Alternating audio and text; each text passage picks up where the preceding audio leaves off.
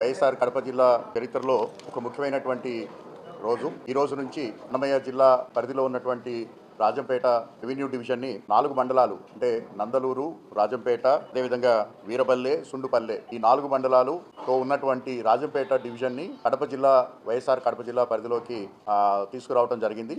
Rajampet as a revenue division almost more than 100 years చరిత్ర కలిగినటువంటి revenue division. అక్కడ infrastructure అంతా కూడా for a long time already establish అయ్యి ఉంది.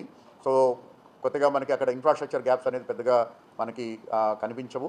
ఒకవేళ ఎక్కడైనా అదనంగా కావాల్సినట్టయితే ఇమీడియట్గా ఇన్ఫ్రాస్ట్రక్చర్ గ్యాప్ని కూడా మనం ఫిల్ చేసుకుంటూ మన రాజంపేట సబ్ డివిజనల్ ఆఫీసర్గా ఉన్నటువంటి భావన గారు, sub collector Rajampet, so we'll continue as the sub collector.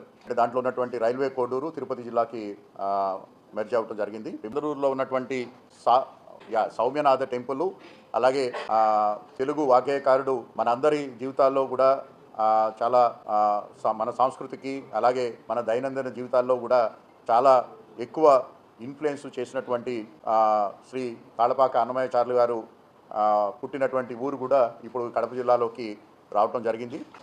రాజంపేటలో ఉన్నటువంటి ఇన్స్టిట్యూషన్స్ ఏవైతే ఉన్నాయో, డివిజనల్ ఆఫీసెస్ కానీ, లేకపోతే పోలీసు ఆఫీసెస్ కానీ, లేకపోతే జ్యుడిషియరీ ఆఫీసెస్ కానీ, ఏ ఒక్క ఆఫీసు కూడా ఎక్కడికి కూడా తరలించడం అనేది జరగదు. ఆ ఆఫీసెస్ అన్నీ కూడా మన రాజంపేటలోనే ఉంటాయి. రాజంపేట నుంచే పనిచేయటం జరుగుతోంది. సో రాజంపేట కాన్స్టిట్యుయెన్సీలో 2 మండలాలు అంటే ఒంటిమిట్ట, అదేవిధంగా సిద్ధవటము మన కడప జిల్లా పరిధిలో ఉండటం జరిగింది ఇంతకుముందు కూడా. వాటితో పాటు ఈ 4 మండలాలు కూడా మనకి ఇప్పుడు కడప జిల్లాలోకి రావటం ద్వారా రాజంపేట కాన్స్టిట్యుయెన్సీ మొత్తంగా ఈరోజు వైఎస్ఆర్ కడప జిల్లాలో భాగంగా ఉంటుంది. తద్వారా ఏవైతే పేపర్ వర్క్ ఉందో, అంటే ముఖ్యంగా బోర్డ్స్ ఎరెక్షన్ దగ్గర నుంచి, అలాగే స్టేషనరీలో కానివ్వండి, లేకపోతే బ్యాక్ ఎండ్లో ఉన్నటువంటి కంప్యూటర్ సిస్టమ్స్ ఇవన్నీ కూడా ఇంటిగ్రేట్ అవ్వాలి. ఆ ప్రాసెస్ ఆల్రెడీ మొదలుపెట్టున్నాము.